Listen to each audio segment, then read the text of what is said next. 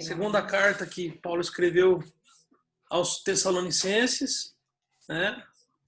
E estamos sentadinho aqui no banco, ouvindo você nos ensinar só. Bênção, Tá glórias bom? a Deus, glórias a Deus, glórias a Deus por você ter decidido de manhã cedo receber do maná que desce do céu, que é o Senhor Jesus e a palavra dele. Bênção, bênção. Que bom. Nós estávamos estudando na semana passada, 2 Tessalonicenses, capítulo 2, nós paramos no versículo 6. Vamos seguir do 7 em diante, se você está com a tua Bíblia aberta, 2 Tessalonicenses, capítulo 2, versículo 7 em diante. A gente vem no mesmo tema, né? Falando sobre a apostasia, falando sobre o homem iníquo, o filho da perdição. Então, para a gente não ficar muito nesse tema, hoje a gente vai dar um passinho mais à frente, porque o que Paulo segue, pontuando do 7 até o 12, é basicamente essa mesma leitura que ele estava fazendo para os Tessalonicenses. Então, na minha versão, diz assim no versículo 7: Com efeito, o mistério da iniquidade já opera, e aguarda somente que seja afastado aquele que agora o detém. Então será de fato revelado o iníquo, a quem o Senhor Jesus matará com o sopro de sua boca, e o destruirá pela manifestação de sua vinda.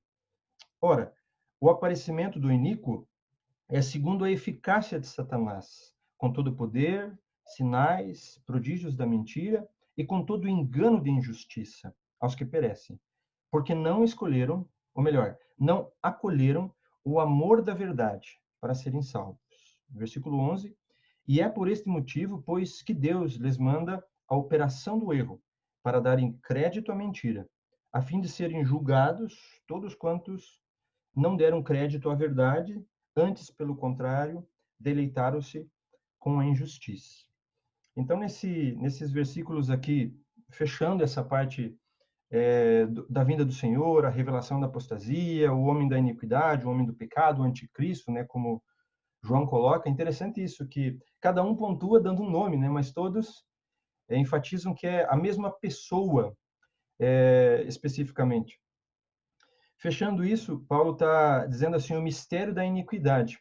Naquele momento, era tido como um mistério mesmo, né? Porque Deus não revelou plenamente a Paulo. Deus deu uma revelação, Deus deu uma mensagem para Paulo, Paulo dividiu com a igreja de Tessalonicenses, e hoje nós temos essa mensagem também sobre a vinda de Cristo através de Paulo, e ele também falou sobre o iníquo, sobre o anticristo. E ele fala assim, já opera, e aguarda somente que seja afastado aquele que agora o detém. Existe estudiosos, existem teólogos que defendem que esse versículo 7, ele apresenta que exatamente isso, que aguarda somente que seja afastado aquele, né? Está usando um masculino, digamos assim, que agora o detém. Então, existem muitos estudiosos e teólogos que defendem que esse que detém seria o Espírito Santo. É importante a gente passar por isso para a gente poder entender um pouquinho. Por que eles defendem que seria o Espírito Santo? É a ideia do dispensacionalismo. O que seria isso? Só para a gente poder entender. Que a igreja é arrebatada antes de toda a tribulação, antes do anticristo, antes da vinda do Senhor Jesus, né? Então, subsentende, né, que o que está segurando, entre aspas, digamos assim, a ação do anticristo é o Espírito Santo. Essa é uma defesa de teólogos que defendem isso até hoje, né? O que Paulo está explicando para eles, ele não está falando no espiritual, até porque aqui não tem nada de conotação nisso. Ele está dizendo assim, já opera, já está aí esse espírito do mal, da maldade. João usa a mesma coisa, falou, o espírito do anticristo já está no mundo. Então, não é que ele vai chegar, ele já está. A pessoa ainda não se revelou. Então, é isso que Paulo ensinou para os Tessalonicenses e vem nos ensinando a mesma coisa. O Espírito já existe. Esse homem da maldade, esse Nico, o anticristo, como nós conhecemos e falamos, ainda não se revelou, mas o Espírito, obviamente, está operando.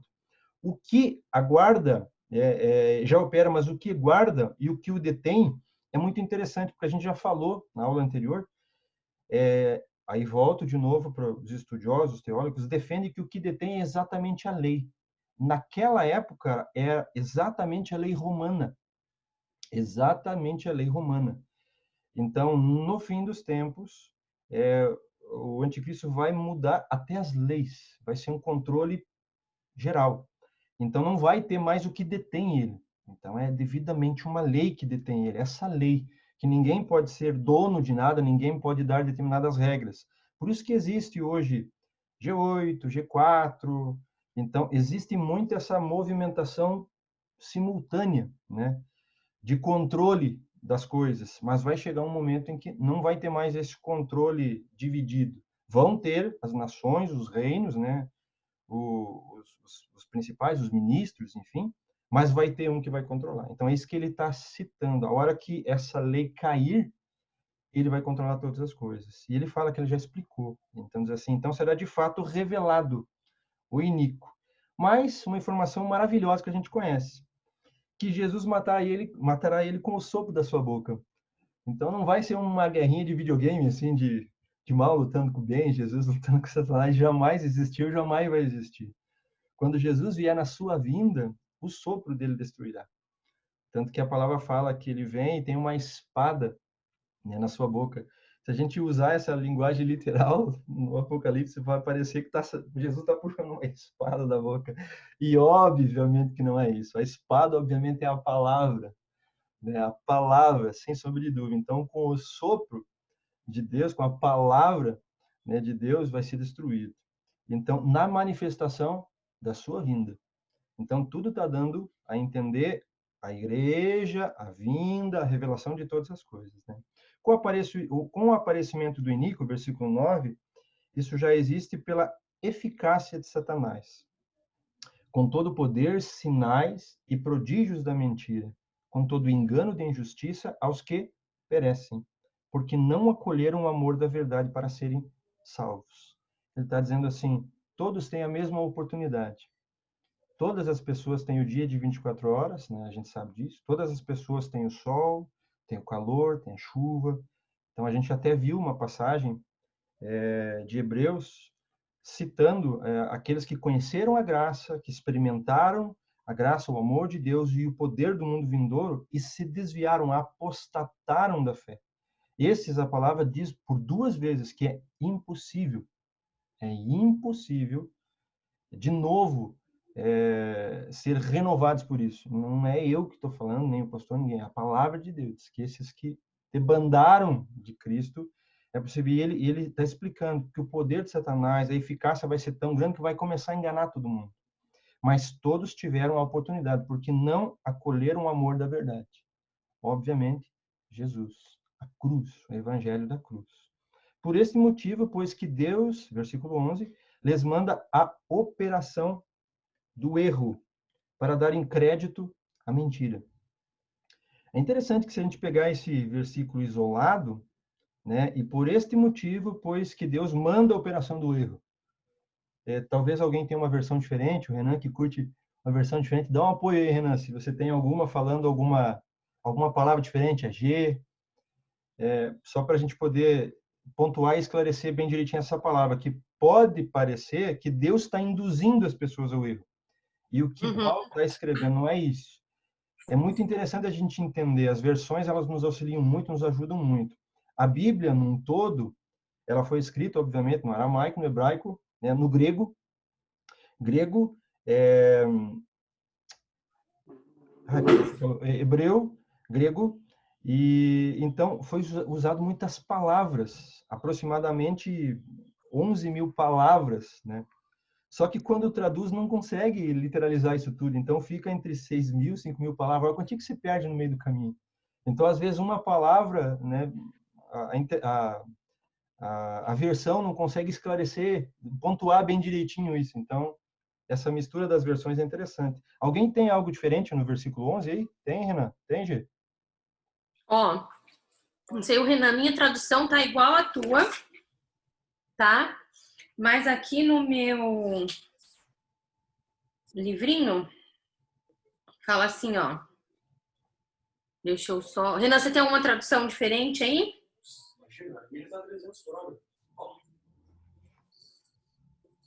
Eu só falo isso porque é interessante a gente entender para não transparecer que Deus está induzindo as pessoas ao erro. Pelo contrário, o versículo de cima já explica. Por eles não acolheram o amor da verdade por esse motivo. Deus dá Isso. crédito para que todo mal venha trabalhando e operando. Então, só para a gente poder organizar uma versão diferente vai nos ajudar a entender esse raciocínio. Tem, Gê? Ó, Leandro, a minha versão tá igual à sua, mas nesse livrinho que eu sempre gosto de estar comigo, né? Ele faz a ligação do 11 com o 10, quando fala porque eles não acolhem o amor de verdade, e no 12, né, ele já vai falar assim, que eles não dão crédito à verdade, pois eles se deleitam na injustiça. Então, tem uma ligação entre esses 3 versículos. E aqui ele fala assim, ó, eles serão julgados não pelo pecado da ignorância, mas pelo pecado da rejeição consciente da verdade. Eles desprezam a verdade não porque as desconhecem, mas porque a abominam e a transformam em mentira. E dão crédito à mentira enquanto repudiam a verdade. Ou seja, eles transformam a verdade na verdade deles, que aí se torna mentira, e acreditam nessa falsa verdade deles. Então, não é Deus que faz eles cometer o erro. Exatamente. É eles que acreditam na verdade deles, né? Então, Exatamente. ele faz esse comentário aqui sobre isso. É bem isso. Eles dão crédito à mentira deles, que eles acreditam que é verdade, e repudiam a verdadeira verdade, né? Fica se é que pode falar assim, mas é mais ou menos isso. A interpretação dele deu uma costurada na nossa linha aqui, mas é isso aí mesmo. Renan, tem algo para pontuar junto aí, para somar? Fica a análise aqui, a análise de um conjunto também de versículos, né? Ele remete do 9 ao 12, ali em 2 Tessalonicenses 2. É um agrupado, né? Então, no versículo 9 até o versículo 12 fica assim: a vinda dele é obra de Satanás. Seu poder, sinais e milagres não passam de truques malignos que operam a favor dos que odeiam a verdade que poderia salvá-los.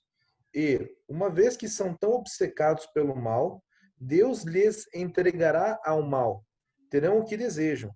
Como se recusam a confiar na verdade, serão banidos para o mundo da mentira que lhes escolheram. Exatamente. O que a G pontuou, o que você pontuou, tá tudo entrelaçado nisso. E se a gente voltar um pouquinho, na primeira semana que a gente teve a aula, o versículo 11, versículo 8, desculpe, 1 Tessalonicenses 8, só voltar um pouquinho na tua Bíblia, vocês vão lembrar de um trecho que a gente estudou, que fala assim: ele voltará, né, Jesus se manifestará em chama de fogo, tomando vingança contra os que não conhecem a Deus. Ok? Todos esses que negaram, assim, não quiseram conhecer a Deus, né? E contra os que não obedeceram ao Evangelho.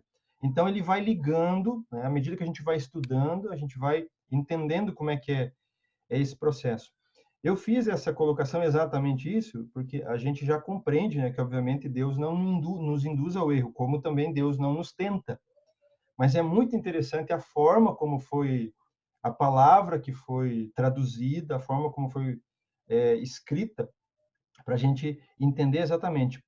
Por eles não escolherem a Cristo, por eles decidirem pela injustiça, como a Gê citou, né, por não caminharem com Cristo, não decidirem pelo amor da verdade, não, né?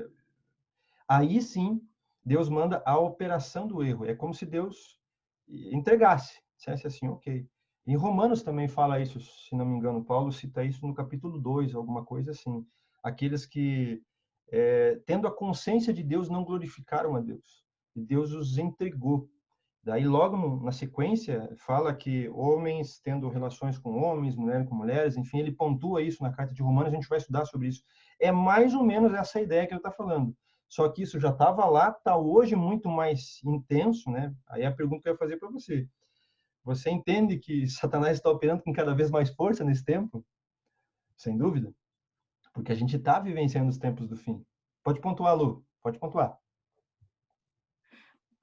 Pastor Leandro, você falando, eu lembrei que esses dias saiu uma notícia que a Secretaria da Educação, eu acho, de São Paulo, queria tirar dos livros de história o antes de Cristo e o depois de Cristo.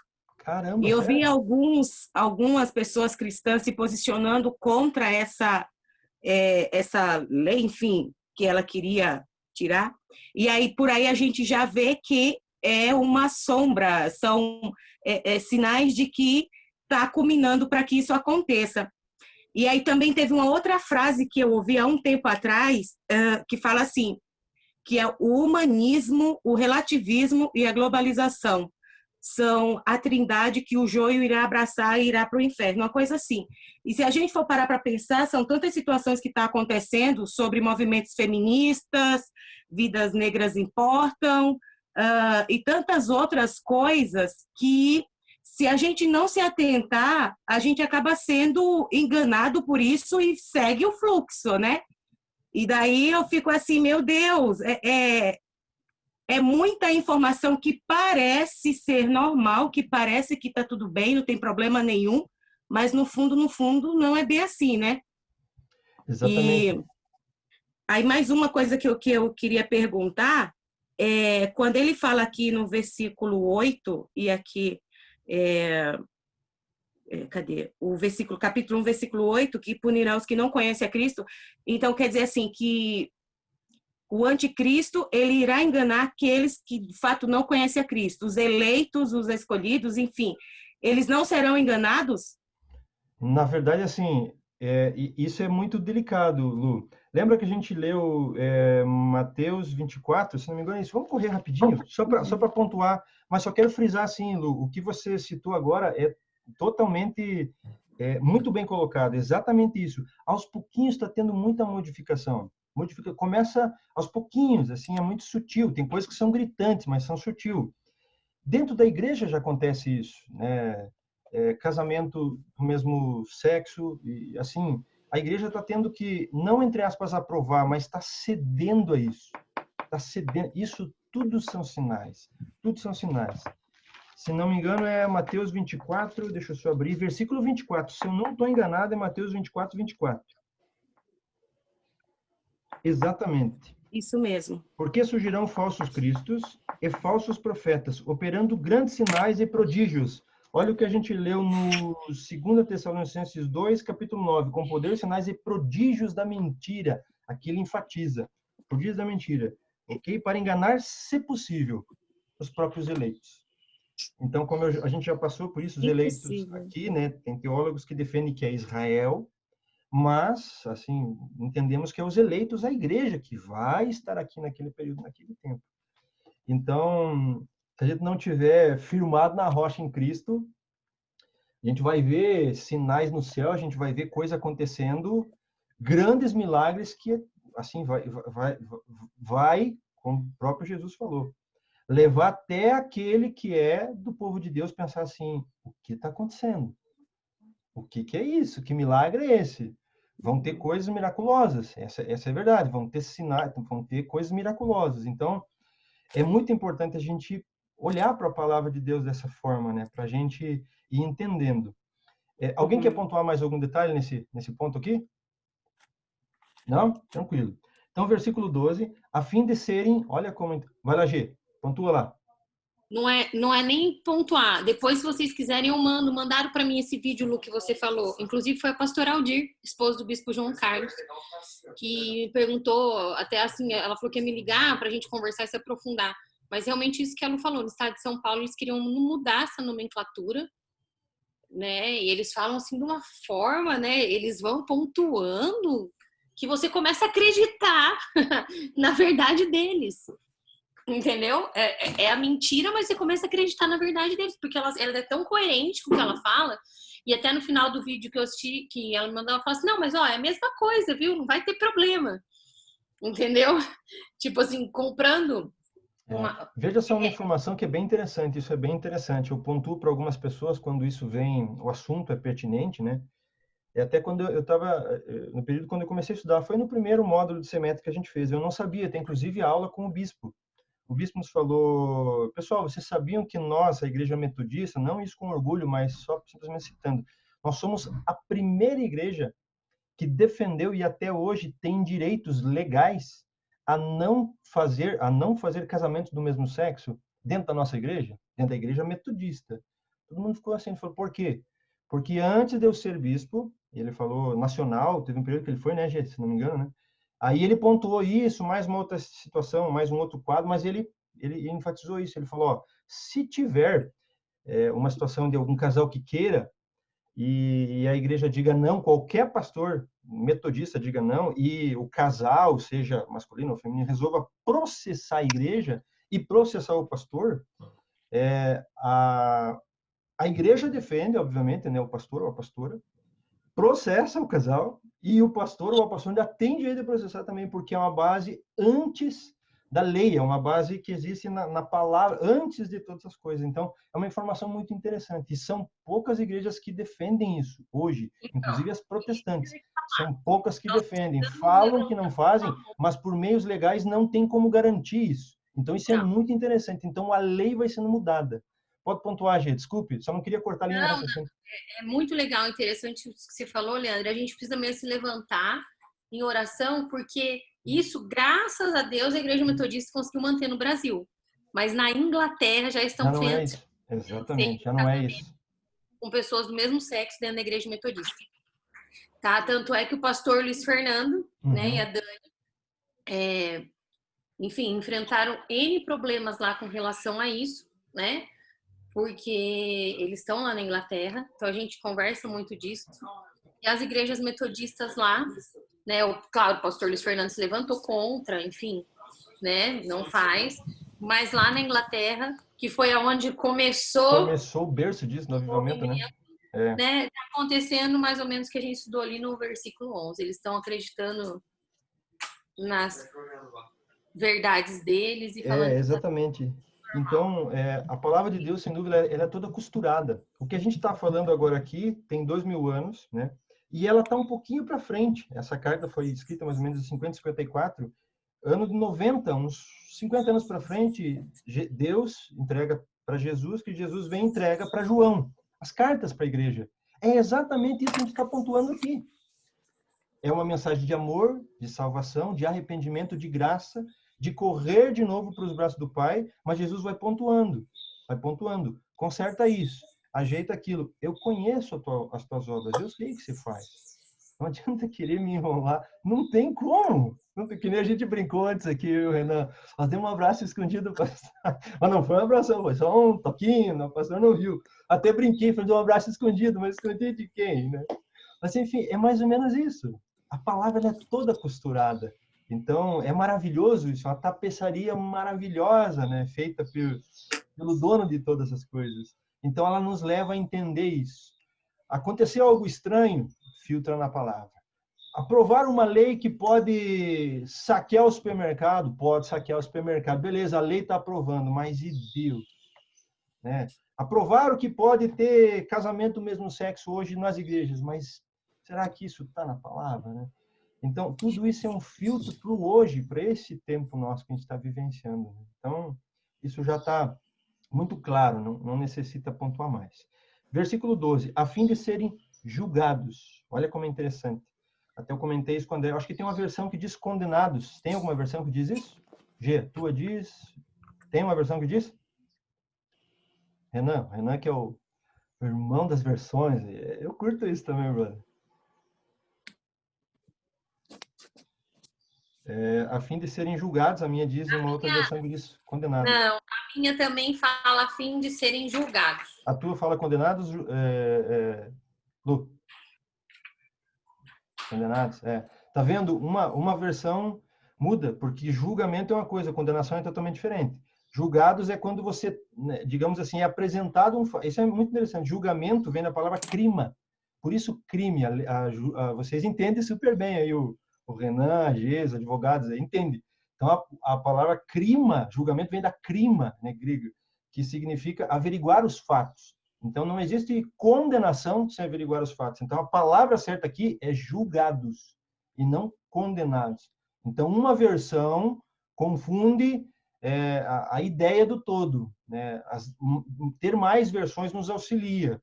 Mas, às vezes, uma nos leva a entender assim, então eles não vão ser julgados, mas já vão direto para o inferno. Não, aqui a palavra está dizendo assim, pelo que eles fizeram, serão julgados todos quantos não deram crédito à verdade. Obviamente, sabemos quem que é a verdade. Pelo contrário, deleitaram-se com a injustiça. Não obedeceram a Deus nem a palavra dele. Mas é interessante uma palavra. Uma palavra faz toda uma relevância nisso. Então, a gente fecha esse versículo 12. Quer pontuar, Renan? Não, aqui somente ele, na versão, a mensagem, que é toda diferentona, né? Ela usa a expressão banidos. E banidos no sentido de também, eu creio que desse julgamento, né? É como se recusaram a confiar na verdade, serão banidos para o mundo da mentira que eles escolheram. Você está Então falando já do, também, do processo final, mas é isso aí. aham, É isso aí. Faz uma reflexão vendo por esse ponto de vista. Se não escolher o certo, vai ter um destino que você não vai gostar, né? Mas é isso aí. Perfeito. Então a gente fecha essa parte da palavra de Deus, como eu falei bem no começo, essa é uma parte muito polêmica. Se a gente, assim, der vazão para isso na rede, a gente não vence ver vídeos, ler material, assim, é algo muito polêmico. E grandes homens e mulheres de fé, grandes teólogos, estudiosos, reformados, assim se posicionam fortemente sobre a vinda, sobre a igreja subir, arrebatamento, só na volta de Cristo, pensacionalismo, tribulacionismo, enfim. Isso é um assunto bem polêmico. Então, a gente passou, né, por esse estudo apresentando o que a palavra nos diz, o que Paulo escreveu para Tessalonicenses e nos alcança hoje. Obviamente, costurando a palavra, porque naquele tempo não existia a palavra. Paulo não sonhava que as cartas, as epístolas dele, se tornariam a palavra de Deus. Então, hoje a gente tem esse privilégio. Então, a importância da gente buscar isso, né? Se esforçar nisso. Deus mesmo fala, o meu povo perece porque não conhece. E Jesus fala, já está escrito, leia, busque. Então, é algo que a gente precisa se mover, né? Versículo 13, a gente começa um novo cenário aqui na carta. Entretanto, devemos sempre dar graças a Deus por vós, irmãos amados pelo Senhor, porque Deus vos escolheu desde o princípio para a salvação, pela santificação do Espírito e fé na verdade, para os que também vos chamou mediante o nosso evangelho, para alcançardes a graça de nosso Senhor Jesus Cristo. Então aqui ele passa essa situação aí de volta de Cristo, anticristo, e começa a falar sobre o que ele agradece a Deus, né? De novo, é tão interessante saber que um pastor, que uma pastora, que um homem, uma mulher de Deus, ou que alguém está orando por nós. Isso é maravilhoso. Então, Paulo está dizendo assim, eu dou graças a Deus, né? Sempre, porque vocês são amados do Senhor. Vocês estão amados de Jesus. Por quê? Porque Deus, o Pai, vos escolheu desde o princípio para a salvação. Então, de novo, a palavra é costurada. A gente aprendeu e sabe que o Cordeiro foi imolado antes da fundação do mundo. Mas como é que funciona isso? Como assim, antes do mundo existir, antes de todas as coisas, o Cordeiro foi imolado? Sim. Jesus morreu, né, espiritualmente, vamos assim dizer, na ideia, no plano da salvação, ok? Não fisicamente. No plano da salvação entre o Pai, o Filho e o Espírito Santo, naquele momento, ele decidiu, ele se ofertou, ele se ofereceu a si mesmo, como Paulo ensina. Acho muito interessante, ele sempre frisa isso. O Senhor se entregou a si mesmo, a ele mesmo, né? Porque ele é o homem 100%, mas 100% Deus também. Então ele se oferece a si mesmo. E o Pai estava junto com ele na cruz. Então, muito interessante, porque Deus vos escolheu. Então, olha como é interessante isso. Saber que, né, de 7 bilhões e pouco de pessoas hoje, Deus escolheu você, a mim, para viver a eternidade com Ele. E a eternidade já começou. Ela não vai começar depois que fechar o olho no caixão, não, ela já começou. Só que esse lado da eternidade é no preto e branco ainda. A eternidade no colorido vai chegar. Por enquanto, essa eternidade é no preto e branco. Por isso que ele fala, nós vemos como através de um espelho. De novo, nós temos a oportunidade da palavra ir se costurando a todas as coisas, né? Completando a verdade da palavra. Porque desde o princípio, Deus escolheu vocês para a salvação. De novo, se nós caímos na rede, der uma procurada na internet ou falar com alguém que acredita na predestinação, né, na escolha, um sim, outro não, outro não, outro sim, nós vamos abrir um leque para bate-boca, para discussão, para confusão, e mesmo Paulo, quando ele escreve as cartas, ele fala, isso é perda de tempo, isso não leva à salvação. Então, o que leva à salvação é conhecer as doutrinas, na sequência ele está falando sobre a tradição, mantê-las e obedecer a palavra. Essa semana a gente estava pontuando com o nosso discipulado, né, Gê? E a Lu falou uma frase muito interessante sobre a fé. Como é que é? Repete aquela frase lá, Lu. Eu vou até um ponto da fé e depois, como é que é? Aonde a minha fé não alcança, a minha obediência me levará. Top essa frase. Top isso. Muito Muito bacana. Eu vi que legal, o André né? já anotou e nós já, ó, colocamos no bolso, porque essa é a verdade. Onde a gente não entende, onde o coração duvida, e agora? Eu vou por fé. Eu vou por fé. A gente dividiu várias situações que ocorreu, né, desde o chamado, enfim, e é assim. É assim. Quando a coisa vem na dúvida, a gente põe a fé em Cristo. Senhor, eu não sei, eu não entendo, mas eu confio, então eu vou obedecer ao Senhor. E é tão maravilhoso Pedro, saber isso, que Deus escolheu desde o princípio de todas as coisas. Eu costumo também falar que Deus já escreveu tudo. Tudo está escrito, tudo está determinado, e a vida de cada um, tanto que Davi, quando escreve o Salmo, ele fala: Senhor, me ensina a ver a vida, contar os dias, porque a minha vida já está escrito no teu livro. Então, tudo que você e eu vamos viver hoje, Deus já escreveu. Tudo que nós Leandro, vamos viver amanhã, Ele já escreveu.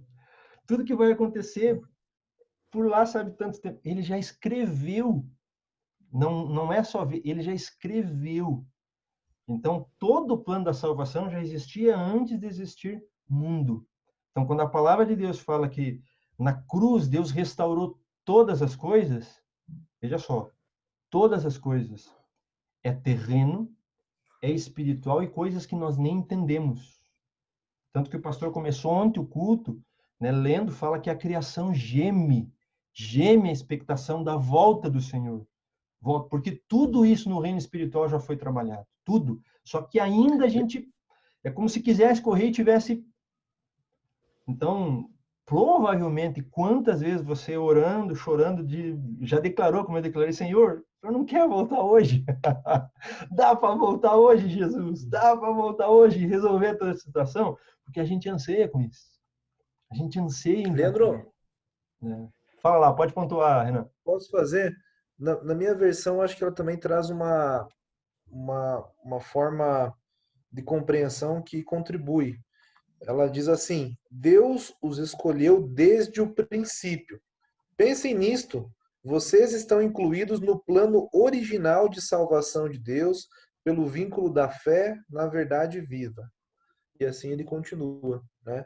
Então realmente é bem interessante essa observação que lá no princípio nossas vidas já constavam dentro desse alcance do Senhor, que não foi algo inusitado, um amigo nosso que nos convidou, como foi o meu caso, me convidou para um acampamento, eu cheguei lá, era um retiro, e eu aceitei Jesus lá.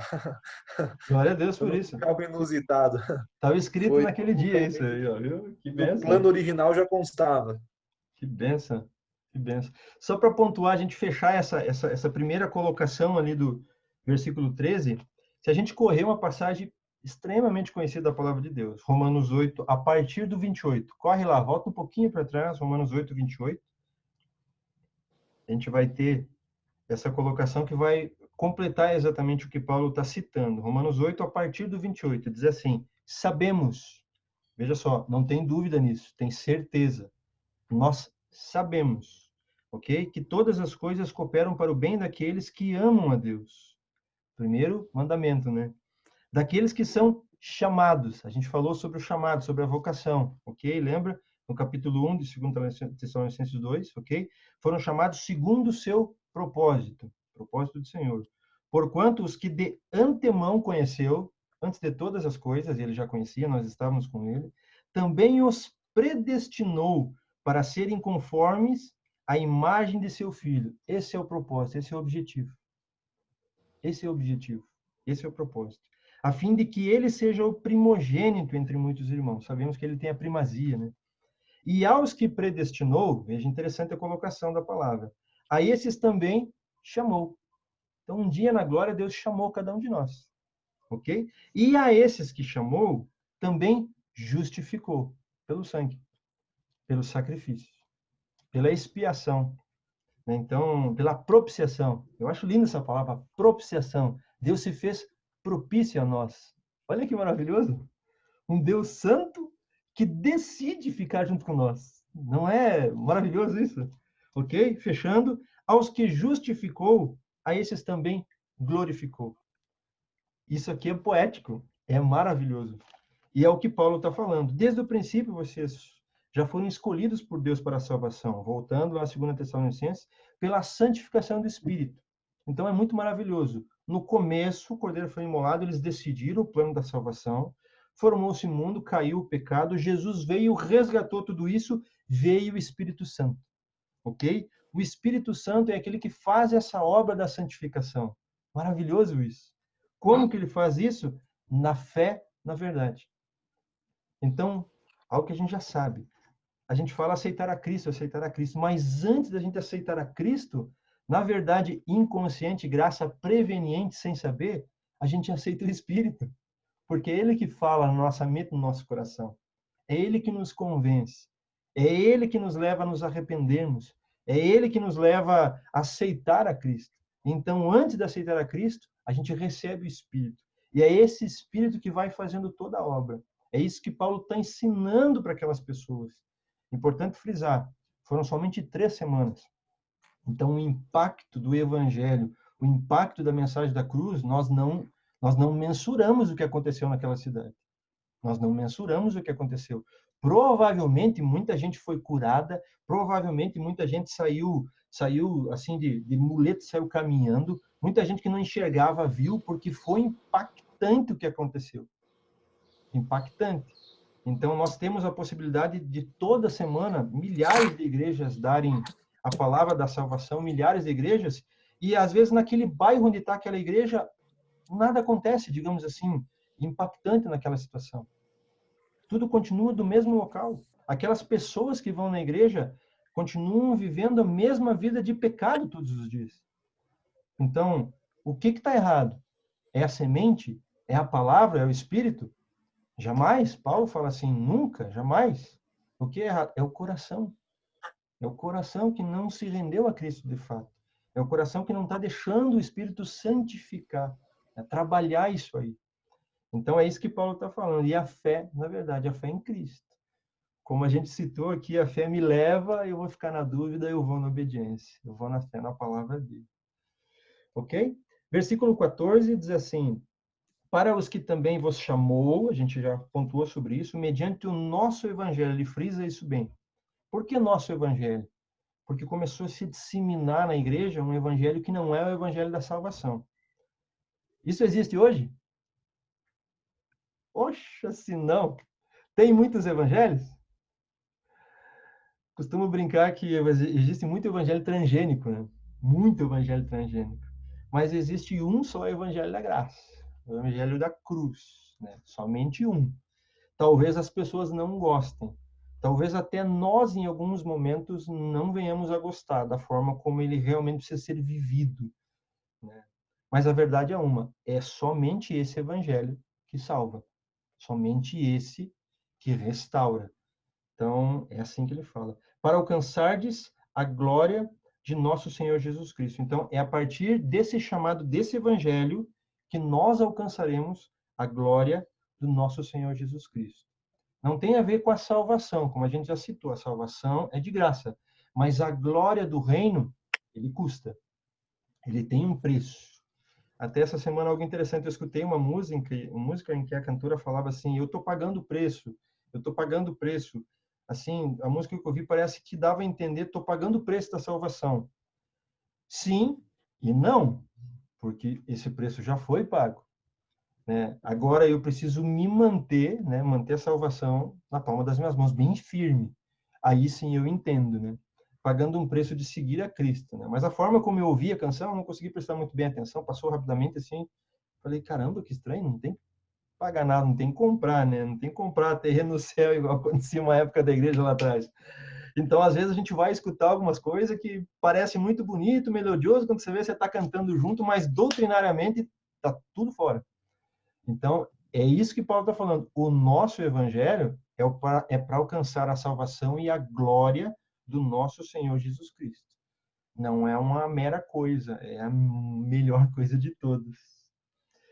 fechando aqui o 15, assim, pois, irmãos, permanecei firmes e guardai as tradições que vos foram ensinadas, seja por palavra, seja por epístola nossa, uma palavra importante, nossa. De novo, ele está dizendo, o que é nosso, o final das cartas dele, ele assinava a punho, para confirmar que era Paulo, colocava um selo, né, que naquela época era muito utilizado, e a assinatura a punho. Então, ele dá todo o entendimento.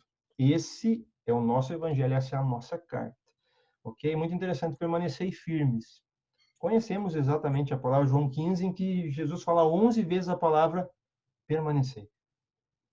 Permanecer. Esse é o nosso desafio hoje. Permanecer na presença de Deus. Pode pontuar lá, Ju. Desculpe, G. Olha só, aqui nesse livro que eu acompanho, eu gosto, assim, de alguns pontos que ele fala. Agora ele colocou assim, né? Os eleitos de Deus devem permanecer firmes até o fim. Isso que a gente está falando, 2,15. Uhum. A eleição não é uma licença para pecar. Ou seja, né, você ter sido escolhido, ser um eleito de Deus, não é uma licença para pecar, mas um encorajamento para vivermos plantados firmemente no solo da graça. Isso aí. A garantia da salvação não é um desestímulo à santificação, é um apelo para você se manter firme. O salvo é alguém que permanece firme. Ele é fiel até a morte. Ele não se afasta da verdade do evangelho. Ele não é como um caniço agitado pelo vento, nem como uma criança imatura agitada por todo o vento de doutrina. Ou seja, né, ele sempre permanece independente das circunstâncias. Aí, na segunda parte do 15, quando ele fala, né, os eleitos de Deus devem guardar as tradições recebidas. Ao usar o termo tradições, Paulo não se refere às ideias religiosas criadas por seres humanos e sem fundamento bíblico. Uhum. Né? Jesus rejeitou as tradições religiosas dos escribas e dos fariseus. E Paulo adverte contra essas mesmas tradições humanas. Aí ele fala assim, nós precisamos distinguir tradição de tradicionalismo. Exato. A tradição é a fé viva dos pais que morreram, enquanto o tradicionalismo é a fé morta daqueles que estão vivos. E aqui ele vai continuando, né, e fala que nós não podemos nos equiparar aos fariseus, né, que consideravam as suas interpretações da lei tão sagradas quanto a palavra de Deus. E aqui ele vai falando que essas tradições fizeram o povo errar e tal. Então a gente precisa guardar, né, as tradições, mas não o tradicionalismo. A gente tem que ter essa diferença. Excelente, G. Excelente pontuação. É bem isso mesmo. A gente foi escolhido para caminhar firme diante dele. Pra caminhar firme, não para a tão conhecida liberdade, né? Hoje em dia no mundo, liberdade de expressão que se chama, né? Nós fomos libertos. Isso é muito interessante. Até essa semana eu estava conversando com a Andréa sobre uma linha de raciocínio. Às vezes as pessoas procuram felicidade, né? Procuram ser felizes. E, na verdade, a pergunta que a gente precisa compreender e responder é: eu sou feliz ou eu sou livre? Então, essa é uma coisa interessante. Deus nos chamou, Ele nos salvou para sermos libertos, livres. A felicidade é uma outra situação. Tanto que um ponto, né, do fruto é alegria, é diferente de felicidade. Alegria é plenitude. Plenitude. Você não precisa estar sorrindo todo o tempo e sendo alguém muito social. É alegre no espírito, alegre pela salvação, alegre por ter Cristo. Então, vai ser completando isso. E a Gia citou a tradição, é exatamente isso, é isso que Paulo está falando. Nós já passamos para vocês o que vocês têm que seguir, vocês já foram ensinados nisso. A gente agora há pouco falou sobre uma ideia de não ter casamento do mesmo sexo na igreja. A gente mantém uma tradição na igreja, ok? É um rito, né? Mas é uma tradição. A Santa Ceia é uma tradição, é um rito, mas também é uma tradição. Então, são coisas que ele foi citando. Vocês vão caminhar com essa tradição. O que não vier do nosso evangelho, lança fora, não vem de nós. Então, ele fecha dizendo assim, porque essa é a nossa palavra, é a nossa epístola. Aí o 16 e o 17 ele fecha, né? Nosso Senhor Jesus Cristo mesmo, e Deus, o nosso Pai, que nos amou e nos deu eterna consolação e boa esperança pela graça. Consolem o vosso coração e vos confirme em toda boa obra e boa palavra. Então, ele finaliza fechando essa linha de oração. E assim a gente fecha esse capítulo 2 de Tessalonicenses. Maravilha, gente? Está sendo muito especial a gente estudar isso. Eu amo estudar a palavra de Deus, ainda mais poder, assim, receber de vocês junto, dividir um pouquinho junto, é especial. É um tempo especial de Deus. Alguém quer pontuar mais algum um detalhe para a gente fechar? Não, tudo tranquilo. Tudo Eu certo? gosto muito de Tessalonicenses, né? Dessas comparações que Paulo vai. Na Benção. verdade, ele vai pontuando e vai levando a gente a pensar, né? A Sim, gente aprende muito, com certeza. Com né? certeza. A gente começa a diferenciar as coisas, né? Eu acho muito legal. Mas tá show de bola, gente. A palavra nos foi dada, então a gente tem, costumo falar, a gente tem tudo necessário, né? Quando começou esse período de pandemia, e a gente não sabia como é que ia lidar com as coisas, né, André também. Como é que vai ser? Como é que nós vamos lidar com as coisas? E Deus foi dando a direção, foi nos aproximando com o corpo, unindo um ministério daqui, outro de lá, limitado com pessoas, porque a gente não pode, mas Deus foi dando todo o necessário, e a gente tem todo o necessário, né, para continuar cultuando Ele e oferecendo, entre aspas, né, levando as pessoas em casa a terem um momento de adoração e cultuar. Então, tudo necessário Deus dá. Então, você e eu hoje temos tudo necessário, né, para vivermos na presença de Deus e para levar as pessoas a Deus. Nós temos todo o necessário. Então, a palavra nos foi dada, nós não temos como nos desculpar. Então, temos tudo na mão para fazer. Benção, gente. Vamos orar então para a gente concluir? Alguém tem algum pedido de oração em especial aí para a gente apresentar nesse tempo? Cláudio, tem algum pedido de oração? Renan, Lu, G, André, Ana, eu vi que a Certo. Ana está aqui. A internet está meio ruim hoje, né? Ah, é? Então Não vamos sei se é orar a pela minha internet aqui, também aí, ó, Cláudio. eu não sei se é a minha aqui ou é de vocês aí, mas tá ruim. Tive que sair e entrar várias vezes, mas tudo certo. Glória a Deus. Nossa, Escutamos aquilo que era para escutar, né? eu queria que a gente estivesse em oração pelo seu Cardias, né, Leandro? A gente, Amém. como igreja, continuasse colocando a vida do seu pai, da sua mãe, toda a situação lá no sul, né? Mais uma vez, entregando mesmo ao Senhor, né? Que Ele esteja cuidando, que Ele esteja à frente. Esse é o meu pedido de oração nessa Amém. manhã. Amém. Amém. Amém. Alguém tem mais algum pedido? Tá tranquilo? Então o Senhor sabe que cada um de nós precisa Amém. na nossa vida, no nosso momento hoje. Amém? Feche teus Amém. olhos. Abra o teu coração. Aquele que já escolheu você desde o princípio, desde todas as coisas. Ele escolheu salvar você. Ele botou em prática esse plano. Ele foi além, ele não recuou na cruz do Calvário por esse plano. E ele foi mais além ainda.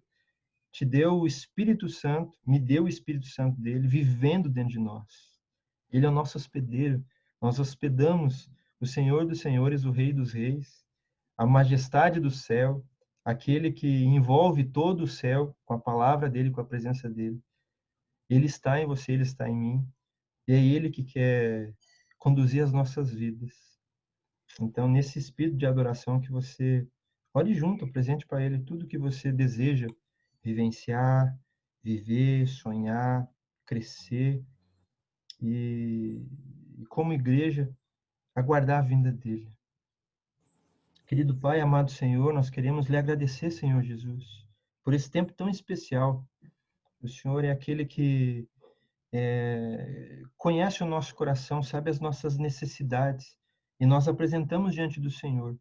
Cada um, Pai, tem as suas dificuldades, tem os seus desafios, e nós cremos que o Senhor é aquele que está junto conosco, o Senhor é aquele que pode mudar todo o quadro. Então, em nome de Jesus, que cada um dos meus irmãos, das minhas irmãs que estão aqui hoje, cada um do teu povo, da tua igreja, vença, Senhor Jesus, esse tempo, saia vencedor, saia renovado, porque conheceu o Senhor de uma forma diferente. Saia confiante, sabendo que o Senhor está cuidando da vida de cada um, Pai, em nome de Jesus.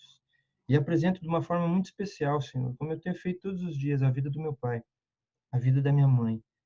O Senhor é aquele que cuidava dele antes, quando ele estava em plena saúde, é o que cuida ele agora, quando ele está no leito do hospital, e é o que vai vir buscar ele. Eu não tenho dúvida disso. E está entregue diante do Senhor. está entregue diante do Senhor. A vontade é do Senhor. A salvação é do Senhor. A obra é do Senhor. Apenas me leve, Senhor Jesus, a confiar no Senhor, mesmo que eu não entenda. Leve a minha mãe a confiar no Senhor, mesmo que não entenda. E que nós possamos, Senhor Jesus, descansar no teu cuidado, descansar no teu amor, descansar na tua graça, sabendo que o Senhor nos ama e o teu amor é aquele que nos envolve. Obrigado, Jesus, por esse domingo. Obrigado por essa nova semana que se inicia, que possamos caminhar junto com o Senhor, andar com o Senhor, como homens e mulheres da Bíblia andaram e caminharam com o Senhor. Em nome de Jesus nós te agradecemos. Amém, amém e amém, Senhor Deus. Amém, Jesus. Amém, gente. Maravilha, gente querida. Tamo junto. Às 5 horas da tarde, tamo junto de novo. A gente se vê lá. Agora vocês vão se ver de novo. Até mais. Deus abençoe vocês. Gente, Deus abençoe. Tchau.